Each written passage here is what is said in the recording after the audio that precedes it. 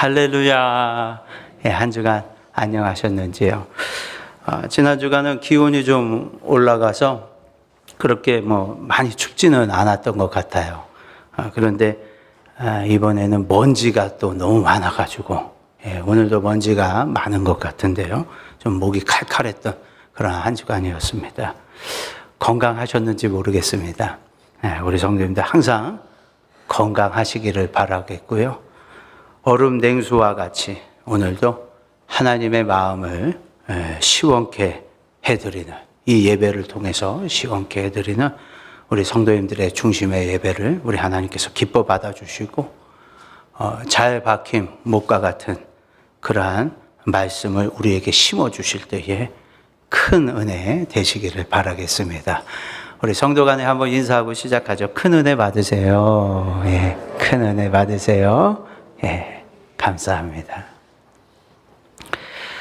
유명한 정신과 의사이자 작가인 스카펙이라는 사람이 쓴 아직도 가야 할 길이라는 책이 있습니다. 자, 그 책에서 가장 먼저 다루고 있는 주제가 삶은 문제와 고통의 연속이다 입니다. 자, 이것에 대해서 저자는 이렇게 말을 합니다. 우리들 거의 대부분은 당면한 문제를 두려워하면서 피하려고 한다. 문제를 질질 끌면서 문제가 저절로 사라지기를 바란다. 문제를 무시하고 문제가 없는 것처럼 행동하며 문제와 정면으로 부딪히기보다는 그 주변을 맴돌려고 한다. 문제 안에서 괴로워하기보다는 문제 밖으로 빠져나오고 싶어 한다라고 말을 했습니다. 우리는 이 인생의 여정 속에 고통이 오고 어려움이 올 때에 그 문제와 더불어서 맞서 서야 하는데 사실 그것이 두려워서 무서워서 피하는 것이 이제 문제라는 것인데요. 오늘 본문의 이 룻기서에 나오는 엘리멜렉이라는 사람이 바로 이 부분에 있어서 오늘 일이 발생하게 됩니다. 자, 어느 날 이 엘리멜렉의 집안에 큰 먹구름이 들이닥쳤습니다. 오늘 1절 상반절에 보듯이 사사들이 치리하던 때에 그 땅에 흉년이 드니라. 그 땅에 이 엘리멜렉이 살고 있는 베들레헴 지역에 큰 흉년이 들게 되었던 것입니다. 자, 이렇게 시작된 그러한 인생의 위기 속에서 흉년이 들면 먹고 사는 경제적인 문제가 흔들리게 되죠. 그러니 큰 위기가 왔습니다. 그러한 상황 속에서 엘리멜렉은 모압을 택하여 내려갑니다. 가족들과 함께 내려갔는데 그 가족에게 어떠한 일기가 쓰여졌는지 우리는 오늘 살펴보고자 합니다. 자, 내용을 보니까 오늘 본문의 3절 말씀을 보시면 나오미의 남편 엘리멜렉이 죽고 나오미와 그의 두 아들만 남았다라고 기록이 되어 있습니다. 여러분, 오늘 말씀의 제목이 반면교사 엘리멜렉입니다. 그런데 오늘 주인공으로 삼은 엘리멜렉이 시작하자마자 죽었어요. 죽었습니다.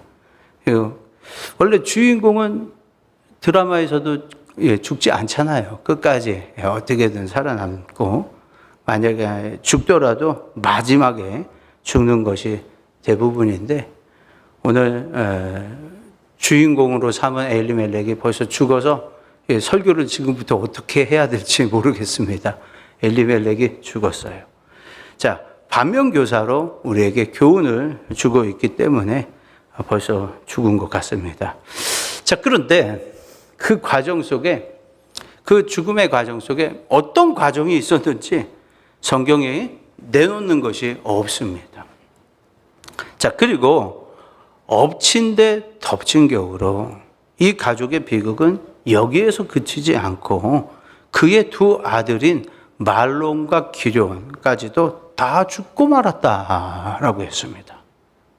자, 그리고 그 아들들 또한 어떤 상황 속에서 죽었다는 내용이 없어요. 단지 오늘 우리가 읽은 마지막 5절 말씀에서 죽었다라는 결과만을 그렇게 기록해 놓았습니다. 자, 흉년이 들었습니다. 살겠다고 이동을 한 장소에서 아버지인 남편인 가장이 죽었고요. 이어서 두 아들까지도 다 죽었으니 참 참담한 내용으로 시작되고 있는 눕기서가 아닐 수 없습니다. 자, 그러나 여러분, 이렇게 비극으로 시작된 눕기서는요, 비극으로 끝나지 않습니다. 그것이 이제 우리에게 은혜가 되는데요. 그래서 이 눕기서의 내용은 크게 두 가지의 기둥을 가지고 있다, 이렇게 말을 합니다. 그 첫 번째 기둥은 바로 오늘 우리가 읽은 이 짧은 5구절에 있는 말씀입니다. 가장인 엘리멜렉이 판단 착오로 인해서, 그로 인해 비참한 수렁에 빠졌던 그러한 개인과 가정의 몰락에 대한 이야기가 내용은 짧지만 이 눕기서를 이루고 있는 첫 번째 기둥의 말씀이고요. 그리고 남은 눕기서의 말씀이 한 기둥이 되어지는데요. 그렇게 실패와 죽음으로 무너져 버린 그러한 가문에 개입하셔서 그 실패까지도 사용하여 일하시는 우리 하나님의 역사, 그 이야기가 이 눕기서를 세우고 있는 두 개의 축이 되겠습니다. 자, 그래서 오늘 이 아침에는 오늘 우리가 읽은 이 5구절의 말씀, 첫 번째 기둥이 되어지는 엘리멜렉의 교훈을 따라서 우리가 은혜를 상고하고자 합니다. 자, 먼저 흉년이 들었는데 이 흉년이 유다 땅 베들레헴에서 일어난 것을 우리가 주목해 봐야 하겠습니다. 여러분, 영적으로 볼 때에 이 베들레헴 땅에서 흉년이 일어나서는 안 되는 땅입니다.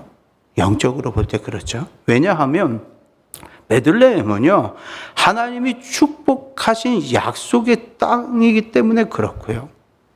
그리고 이 베들레헴이라는 이름 자체가 가진 뜻이 무엇입니까? 떡집, 빵집. 빵집이라는 그러한 풍요로움을 가지고 있는 그러한 동네입니다. 그러므로 하나님의 약속이 반영되어져 있는 이름이 저들이 살고 있던 베들레헴입니다. 그런데 하나님의 그 약속하신 젖과 꿀이 흐른다고 하신 그곳에 왜 흉년이 들었던 걸까요? 여러분, 우리가 살다 보면요, 도저히 흉년이 일어나면 안 되는 곳에 흉년이 찾아오는 경우를 우리가 보게 됩니다. 아니, 어떻게 저렇게 예수님 잘 믿는 가정에 저런 아픔이, 슬픔이, 고통이, 어려움이 찾아오는 걸까? 예수를 잘 믿는 저 사람이 어떻게 건강에 문제가 생기고, 가정에, 직장에, 또 자녀에게 이러한 흉년이 들 수 있을까? 이러한 의구심이 드는 경우가 많이 발생하고 있는 것이 우리의 인생이 가지는 질문이고 우리의 여정입니다. 자, 이럴 때에 우리 믿는 성도들은 어떻게 그것을 이해해야 하고 그것을 어떻게 설명을 해야 할까요? 이해도 안 되고 설명도 안 되는 그러한 상황에서 우리는 어떻게 해야 할지 몰라 할 때가 종종 왕왕 있다는 것입니다. 어떤 신실한 성도가요, 예배를 드리러 교회를 가다가 교통사고가 나서 다리가 부러졌습니다. 급히 응급실로 이송되어져 가지고 치료를 받고 깁스를 하고 자, 이제 다리를 고정해 놓았습니다. 그 소식을 들은 성도들이 예배를 마치고서는 다 문병을 와서 하나님, 이 부러진 다리를 고쳐주세요. 간절히 기도를 하였고 하나님의 은혜 가운데 고침을 받게 됩니다. 자, 그렇다면 여러분, 우리 하나님은 이렇게 병 주고 약 주고 그러시는 분이신가요? 처음부터 다리가 부러지지 않도록, 더군다나 지금 교회에 예배를 드리러 가는데 우리 하나님 불꽃 같은 눈동자로 지켜주셨어야죠. 교통사고를 만나게 하신 걸까요? 자, 그러다가 또 기도하면 고쳐주시는데 이거 어떻게 되는 겁니까? 정말 병 주고 약 주시는 분이 우리 하나님이신가요?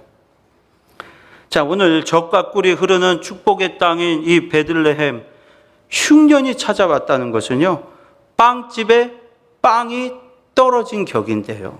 정말 축복의 땅, 약속의 땅이라고 하시고서는 흉년을 주시니 정말 우리 하나님은 병 주고 약 주시는 그러한 하나님이신 것 같습니다.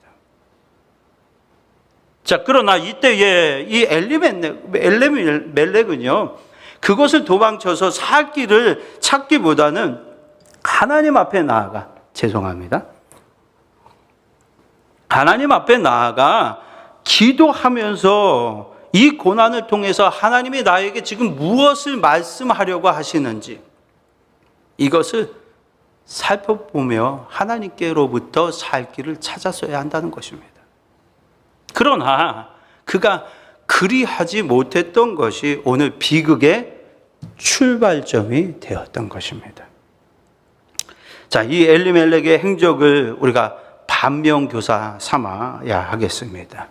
여러분, 성도는요, 그 어떠한 상황에서도 지금의 때에 우리 아버지이신 하나님이 내게 말씀하시고자 하는 메시지를 들을 수 있어야 하겠습니다. 그것을 찾아야 한다는 거예요. 계시록 2장 5절 말씀입니다. 그러므로 어디서 떨어졌는지를 생각하고 회개하여 처음 행위를 가지라 말씀하셨고요. 전도서 7장 14절 말씀입니다. 잘 들으세요. 형통한 날에는 기뻐하고 공고한 날에는 되돌아보아라. 이 두 가지를 하나님이 병행하게 하사 사람이 그의 장래의 일을 능히 헤아려 알지 못하게 하셨느니라. 이렇게 기록이 되어 있습니다. 그렇습니다. 우리의 장래의 일을 헤아릴 수가 없으니 하나님이 그렇게 하셨대요. 5분 후 10분 후를 모르고 살아가는 우리 인생으로 그렇게 하나님이 말씀하셨어요. 그렇기 때문에 형통한 날을 보거든 기뻐하고, 그리고 공고한 날이 이르게 되면 나를 되돌아보면서 하나님의 인도하심을 받아 살라라는 말씀이 전도서 7장 14절을 통해서 우리에게 주시는 하나님의 말씀입니다. 자, 그런데 이렇게 우리가 우리의 장래의 일을 알지 못하게 하셨는데도 답답하다고, 기도해도 안 된다고, 잘 안 된다고, 누구누구에게 예언의 은사가 있다더라. 누가 잘 맞춘다고 하더라. 혹여 하나님 이번만 그냥 눈 한번 질끗 감아주세요. 제가 잠깐 하나님 기도해도 안 들어주시니까 제가 성도의 명찰을 잠깐 내려놓고 딱 한 번만 용하다는 점쟁이한테 좀 한번 갔다 오겠습니다. 눈 한 번만 질끈 감아주세요. 이런 식으로 하나님이 싫어하시는 일도 서슴지 않으면서 하나님이 알게 하지 못하신 것을 알기 위해서 애쓰고 있는 것은 아니냐는 것입니다. 형통한 날에 기뻐하고 공고한 날이 이르르면 나를 되돌아보면서 나를 의지하여서 나아가라. 너의 장래의 일을 능히 헤아리지 못하게 내가 했다 말씀하셨습니다. C.S. 루이스라는 기독교 영성가는요, 이 고통에 관해서, 어려움에 대해서 이렇게 얘기를 했습니다. 고통은 기먹은 세상을 깨우기 위한 하나님의 메가폰이다. 이렇게 말을 했습니다. 그렇습니다. 이 고통과 어려움은 세상 온갖 산만한 소리에 집중하느라고 하나님의 말씀을 듣지 못하고 엉뚱한 길로 가고 있는 우리를 일깨워 주시는 하나님의 메가폰일 수 있다는 것입니다. 평안하며 주님을 따라가기 어려운 성정을 가진 우리들에게 하나님이 확성기로, 고통으로, 어려움으로 우리를 부르신다는 것이에요. 당신에게 집중하라는 것이죠. 자, 그래서 시편 기자는 시편 119편에서 이렇게 고백을 했습니다. 67절이죠. 고난 당하기 전에는 내가 그릇 행하였더니, 고난 당하기 전에는 내가 그릇 행하였더니 이제 주의 말씀을 지키나이다. 자, 71절에서 이렇게 말을 했습니다. 고난 당하는 것이 내게 유익이라, 이로 말미암아 내가 주의 율례들을 배우게 되었나이다 라고 했습니다. 그러므로 우리는 하나님을 찾아야 한다는 것입니다. 찾으라, 만날 것이요 두드리라, 열릴 것이니라 말씀하셨습니다. 자, 그러면 왜 이 흉년이라는 고난이 찾아왔을까 하는 그 이유를 알기 위해서 우리는 무엇을 두드려야 할까 하는 것인데요. 자, 먼저 왜 흉년을 주셨는가? 내 인생에 이러한 흉년을 주셨는가? 이러한 질문을 우리 하나님께 던져야 한다는 것입니다. 질문을 하나님께 던지자. 이 질문이라는 두드림 속에서 하나님은 대답해 주신다는 것입니다. 오늘 본문 말씀에서도요, 1절 말씀에서 이미 하나님은 답을 해 놓으셨어요. 그리고 우리를 이것을 보게 하시는 것이죠. 여러분, 1절 상반절에 보면 사사들이 치리하던 때에 그 땅에 흉년이 드니라 라고 했습니다. 여러분, 이 베들레헴에 흉년이 든 것은요, 사사들이 치리하였던 그러한 때, 바로 영적 타락이 극심했던 시대라는 것입니다. 사사기 21장 15절 말씀을 보면 그때에, 그 사사 시대 때에죠, 이스라엘에게 왕이 없으므로 사람이 각기 자기의 소견에 옳은 대로 행하였더라, 이렇게 기록이 되어 있습니다. 그러한 시대에 하나님은 흉년으로 징계를 하시면서 당신의 메시지를 그 흉년 속에서 던지셨던 것입니다. 그러면 하나님이 원하시는 건 무엇입니까? 영적으로 타락한 그 생활을 청산하는 회개입니다. 영의 꼴을 먹지 않고서는 육의 꼴도 없다라는 것입니다. 그러면 엘리멜렉은 이 시대를 잘 분별하여서 하나님께 더 가까이 나아가야 한다는 것입니다. 베들레헴을 떠나지 말고 그곳에서 하나님 앞에 엎드려야 했다는 거예요. 그러나 오늘 1절 중반절을 보면 유다 베들레헴의 한 사람이 그와 그의 아내와 두 아들을 데리고 모압 지방에 가서 거류하였다라고 했습니다. 거류하였다라는 뜻이 무엇입니까? 잠깐 동안 머물러 있는 것이 거류입니다. 아예 이사 간 것도 아니고 당장 눈앞에 놓여진 그 흉년이라는 현실을 도피하기 위해서 지금 피해 있었다는 것입니다. 우리는 인생의 고통이 찾아올 때에 회피가 아니라 그 고통 속에 담겨져 있는 뜻이 무엇인지를 알기 위해서 주님 앞에 나와서 기도해야 합니다. 주님 앞에 나와서 기도해야 합니다. 우리 성도님들 가운데 나와서 기도해야 하는데 그런 성도님들이 계신데 나오시질 않아. 주님 앞에 나와서 무릎 꿇고 기도해야 합니다. 자, 그런데 그렇게 하지 못한 것이 이 엘리멜렉의 첫 번째 실수가 되겠습니다. 자, 다음으로 엘리멜렉의 마지막 두 번째 실수는 바로 이탈입니다. 이탈. 한번 따라서 하시겠습니다. 이탈. 네, 이탈입니다. 자, 모압은요, 하나님의 백성이 도망가서는 안 되는 곳이었습니다. 신명기 23장의 3절과 6절 말씀을 통해서 보면 이 모세의 법을 따라서 보면 하나님은 이스라엘 백성들이 이 모압과 가까이 하는 것을 원치 않으셨다는 것을 우리는 발견하게 됩니다. 자, 그래서 그 말씀은 화면으로 준비했습니다. 같이 화면을 보시고 신명기 23장의 3절 말씀을 같이 읽어보겠습니다. 시작. 암몬 사람과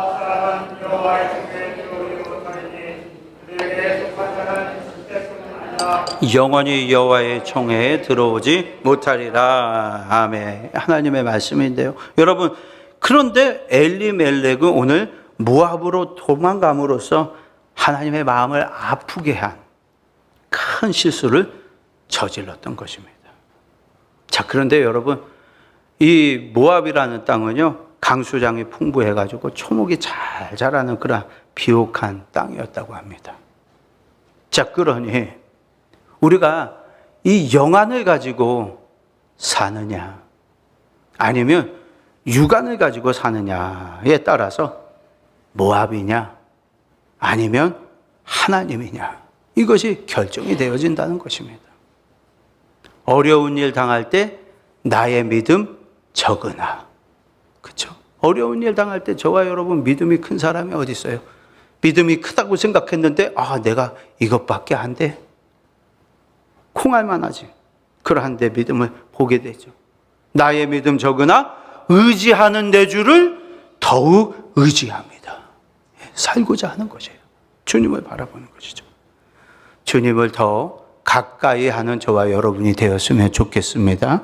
자, 시편 11편 1절 말씀입니다. 함께 화면을 보고 같이 읽습니다. 시작. 내가 여호와께 피하였거늘 내 영혼에게 새같이 내 산으로 도망하라 함은 어찌함인가. 아멘. 이 말씀은요, 다윗이 그의 아들 압살롬의 반란의 때에 정말 가장 결정적으로 위기의 순간에 처했을 때, 그때 쓴 시입니다.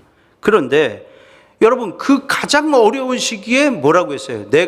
다윗은 여호와께 피한다고 했습니다. 하나님께 향했다는 거예요. 그런데 너희가 내 영혼에게 새같이 내 산으로 도망하라 함이 어찌함이냐. 여러분, 우리 인생길에 고난이 왔을 때에 이 두 갈래 길에 놓여지게 된다는 것입니다. 첫 번째는 다윗이 선택한 여호와께 피하는 길입니다. 그리고 두 번째는 밑줄에 있는 것과 같이 세상 사람들이 권하는 길이에요. 새처럼 날렵하게 빠져나와 산으로 도망가는 길.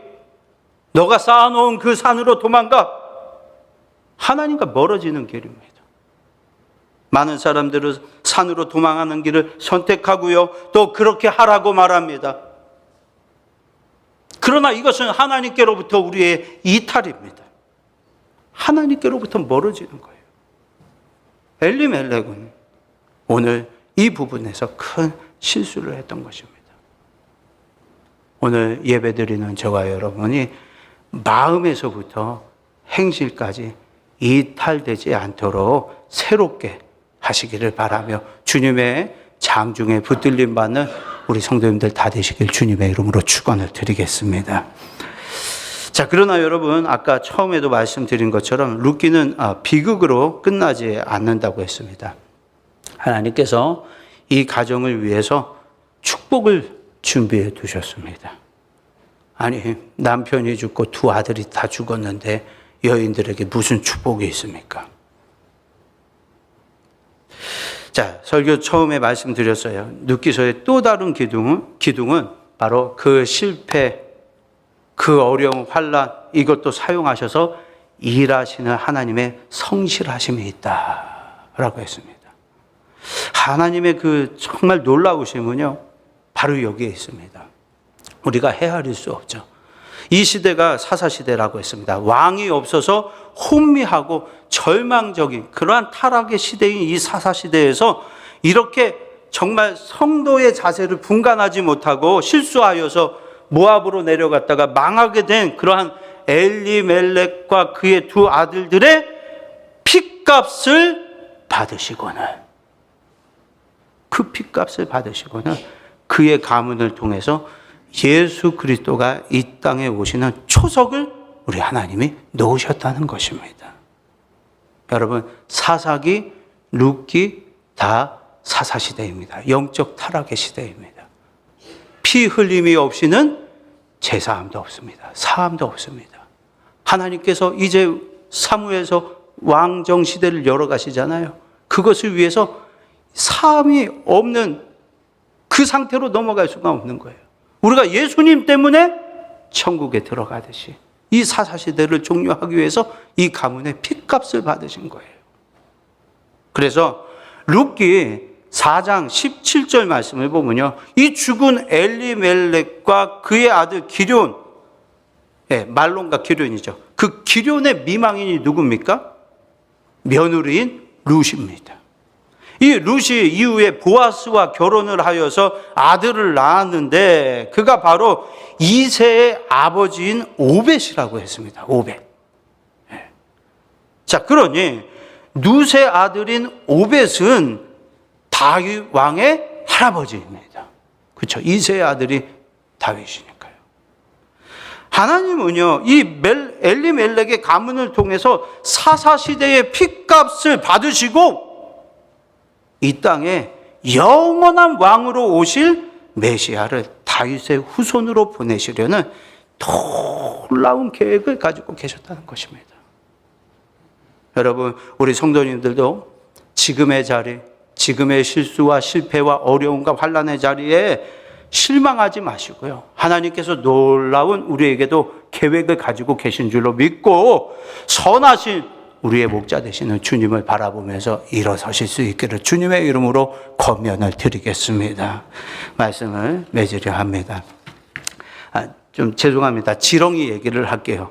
여러분, 지렁이는 이 피부로 숨을 쉬는데요.